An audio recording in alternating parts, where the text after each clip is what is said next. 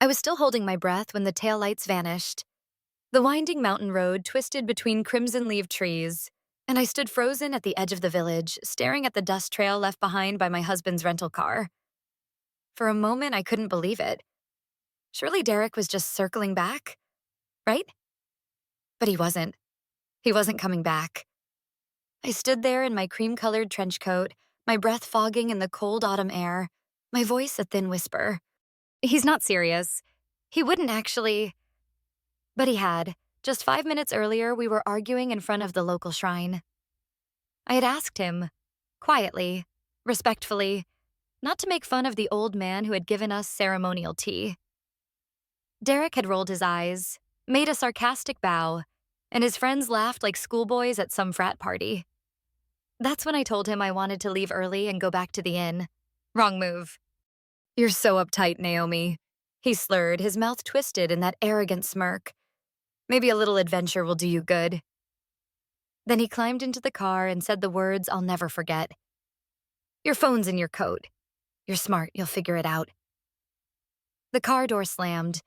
The tires crunched gravel.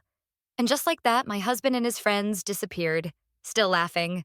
I was stranded, alone, in a remote hot spring town in the Japanese Alps. I didn't speak the language. I didn't even know the name of the town. We'd just followed the itinerary his assistant sent us. I had no wallet, no passport, and barely 2,000 yen in my coat pocket. Less than $20. Derek had offered to carry our things earlier because my clutch didn't match my outfit. A lie now, I realized. Just a setup.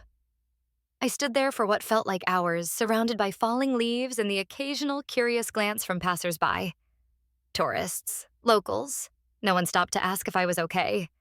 Eventually, the autumn sun dipped behind the mountains and the air turned sharp. Cold. I walked, first with purpose, then with desperation. My shoes weren't made for gravel roads. I stumbled, nearly fell, and eventually reached what looked like a deserted bus stop. A single wooden bench beneath a flickering bulb. The schedule posted was entirely in Japanese. And the next bus? Tomorrow morning, maybe. I sat there, knees to chest, as my world crumbled around me. I tried calling Derek, voicemail. I texted his friend Mike, blocked. I tried Lisa, my best friend back in Seattle. No answer. Time difference, or maybe she'd stopped checking her phone for me months ago. My hands were trembling now. It wasn't just the cold. It was something worse. Something deeper. I had given up everything for him. My job, my city, my identity. And when I asked for 1 ounce of respect, he left me here. Alone. In a foreign land. To him it was a joke. To me it was a reckoning. I don't remember falling asleep. Only that I woke up stiff and aching on that narrow wooden bench as a cold wind swept through the empty streets. The village was dark now. Lanterns flickered outside closed shops, and the last of the tourists had long since disappeared into cozy inns and steaming bathhouses. I was still alone, still stranded. I stood, my legs shaking beneath me, and walked. Where? I didn't know. I just needed people, shelter, a plan. But every door was shut, every window dark. My coat, stylish but thin, did little to protect me from the growing cold. And my phone battery, down to 8%, was useless without signal or Wi-Fi. I found a small vending machine humming outside a shuttered shop and used what little cash I had to buy a warm can of coffee. It hissed in my hand, burning my palm but offering a moment of comfort. The last comfort I'd know for a while. Then I walked, aimless, through narrow streets lined with wooden houses and rustling trees. My feet ached in heels not made for uneven paths. Every turn looked the same. And then, no more lights. No more houses. Just gravel and trees. I'd wandered out of the town. A sense of dread curled in my chest. I was lost. Cold, thirsty, and so tired. My mind spun, chasing thoughts that spiraled fast. What if I never find my way back? What if no one helps me? What if this is what I deserved? That last thought stopped me cold. I sank to my knees in the middle of the road. My body too numb to move, my breath catching in panicked bursts. Tears came, hot and angry, for the woman I used to be. For the woman who used to light up rooms, win clients, make magic out of brands and strategy. That woman had slowly disappeared over years of marriage, until she'd become a wife in photos, a name on RSVP lists, a +1 with no voice. And now she was just a woman crying in the Japanese countryside. The world tilted. My stomach turned. I tried to stand, couldn't. My knees gave out. My hands scraped gravel. The vending machine coffee can slipped from my grip and rolled into a ditch. Then everything went silent. Blackness rimmed my vision. My head throbbed. My body gave in. And I collapsed. Voices echoed through the darkness. Soft, urgent, unfamiliar. I stirred, groaning as I opened my eyes to the blur of a dimly lit room. Tatami mats beneath me. A paper screen door. A gentle scent of sandalwood in the air. Where? Ah, Daijubu? A woman's voice asked softly. I blinked again. An elderly face hovered above mine, lined with age, framed by graying hair pulled into a simple bun. Her eyes were kind, worried, full of questions I couldn't answer. My throat was dry. My tongue stuck to the roof of my mouth. Water? She seemed to understand, nodding quickly. A warm hand helped me sit up as another gently placed a ceramic cup to my lips. The water was clean, cold, life-saving. Where am I? I croaked. She didn't answer in words. Instead, she pointed gently to herself and said, Emiko. Then to the room around us.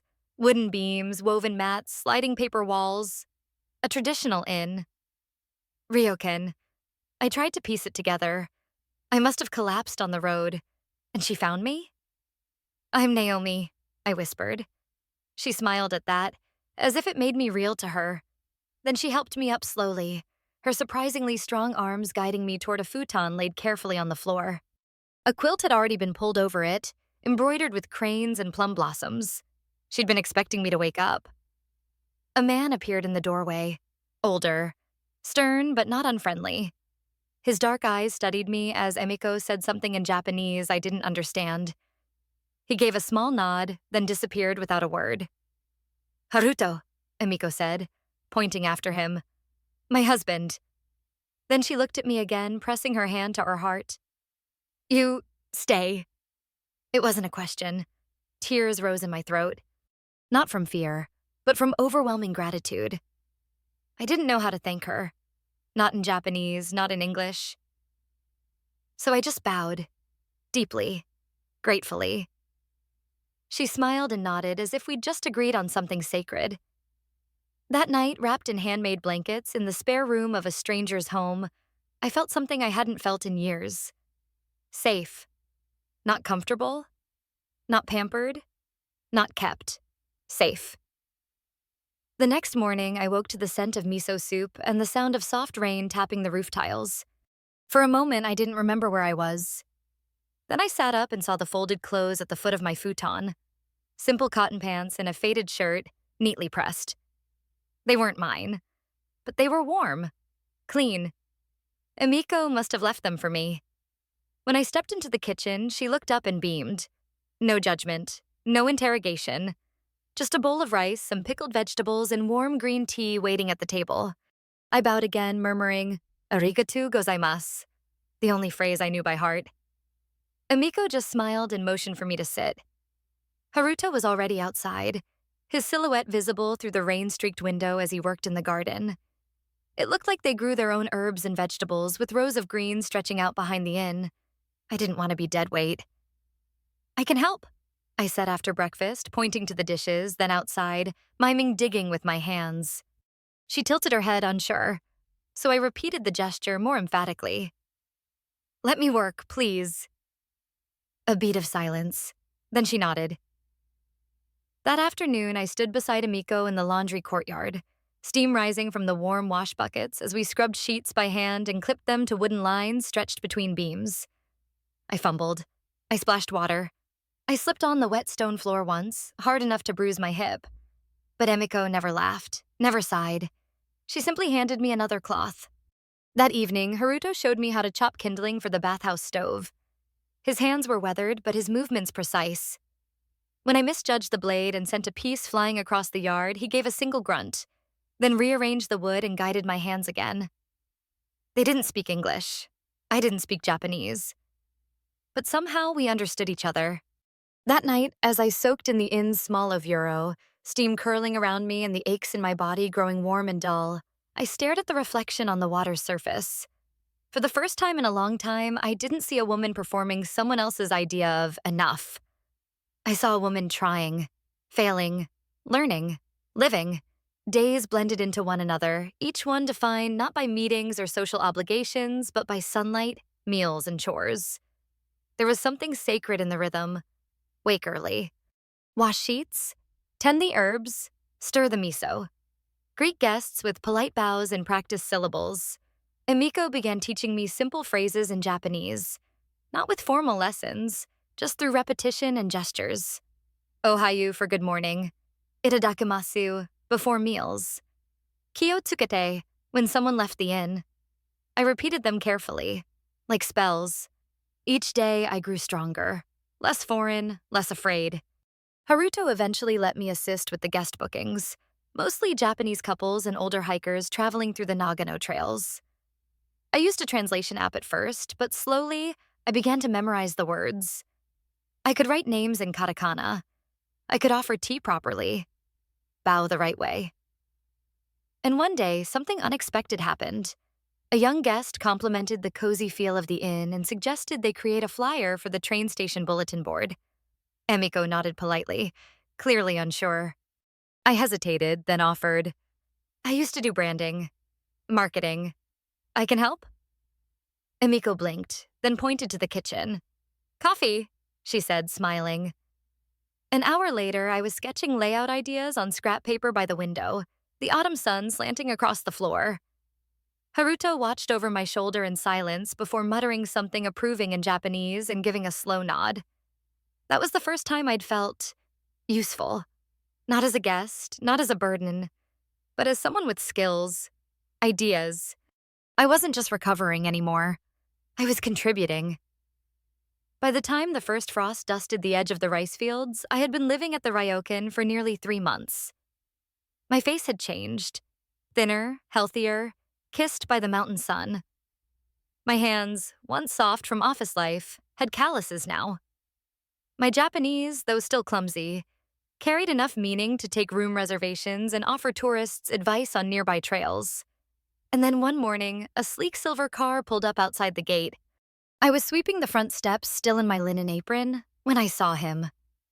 Derek, the man who had once dictated the rhythm of my life, stepped out of the vehicle wearing a crisp travel jacket, designer sunglasses, and the look of someone who still believed the world revolved around him.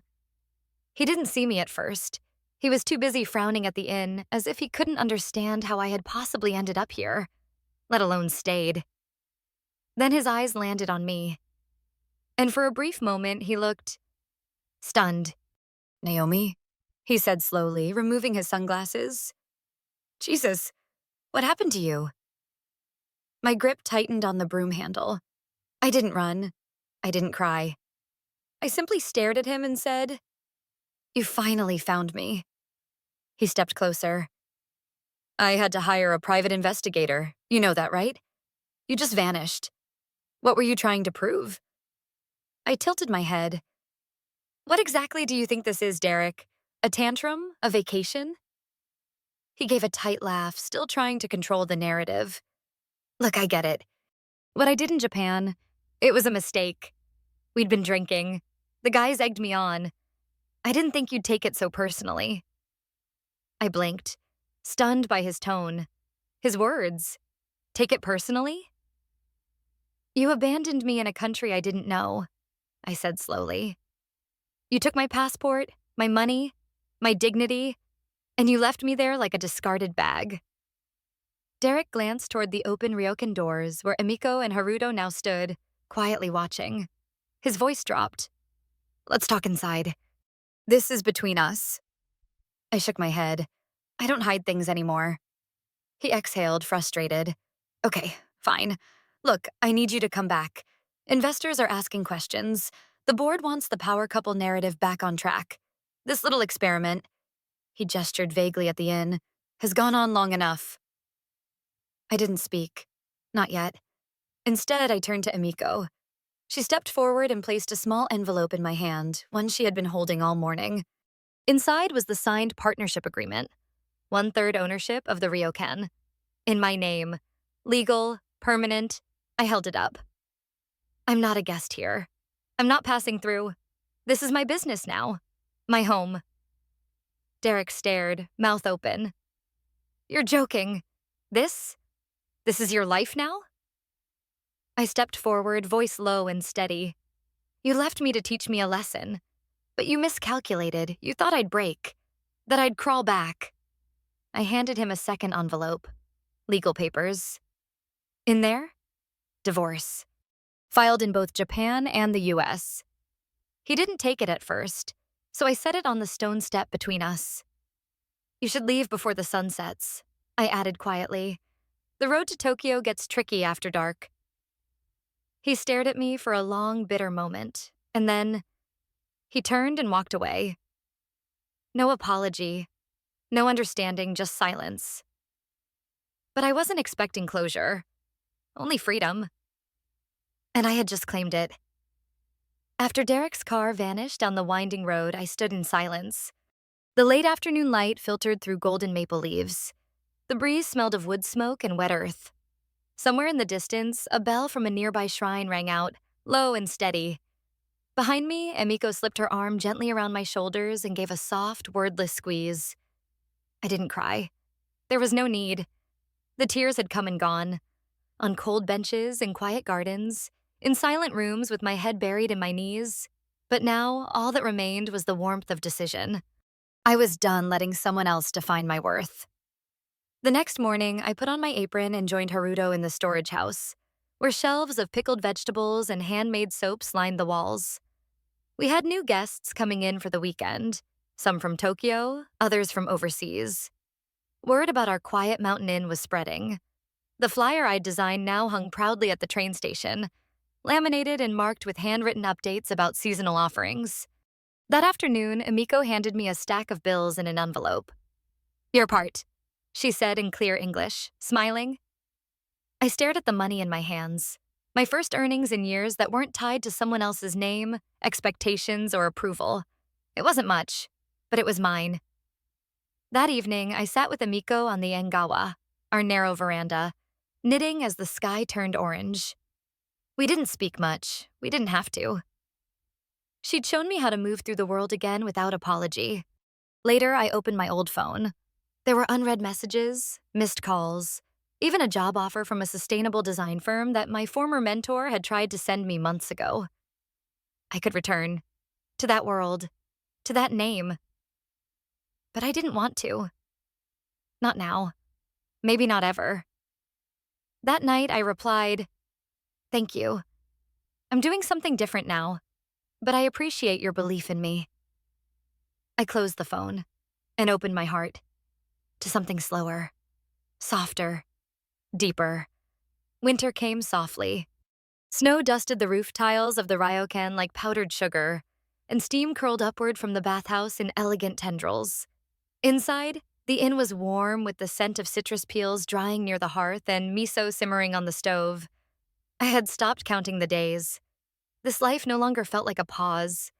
It felt like a path, one I'd chosen with bare hands and an open heart.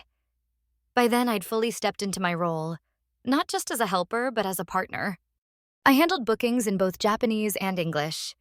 I worked on an updated website with translated menus and photo galleries for travelers abroad. I even began learning how to manage the finances, sitting beside Emiko with our books spread out between cups of hot tea. One snowy morning, Haruto and Emiko invited me to the shrine. Not as a guest, as family. They handed me a plain envelope, a copy of the finalized partnership agreement, now signed, stamped, notarized. It wasn't ceremonial. It wasn't extravagant, but I'd never received anything more meaningful in my life. I stood there, staring at the ink on paper, trembling. It was real. I owned 1/3 of the ryokan, a piece of this quiet world, a piece of myself I thought I had lost. 1 week later, I sat at the front desk writing in our guest ledger when a familiar voice spoke from the door. It was Yuki, the woman from the village who ran the bakery stand. She was dropping off sweet buns for the new arrivals. She placed the bag on the counter, then looked me over. "You look very Japanese now," she teased in English, laughing. I grinned. "Don't tell the immigration office." She looked down at the guest book, then back at me. "You ever think of going back?" I didn't hesitate. "I'm already home." She smiled at that, then waved and disappeared down the snowy path. That night, I sat on the Engawa, wrapped in a blanket, watching snowflakes fall through the quiet. The wind rustled the bamboo chimes. Somewhere in the trees, a fox barked once before silence settled again. I thought of Derek for the first time in weeks. Of how he tried to break me. Of how he misjudged me. Of how he taught me accidentally that I was capable of building something entirely my own. He left me to disappear, but instead I became more visible than ever. In trying to strip away my power, he had done the one thing that finally set me free. I didn't just survive. I chose to stay. To root, to rise, to live.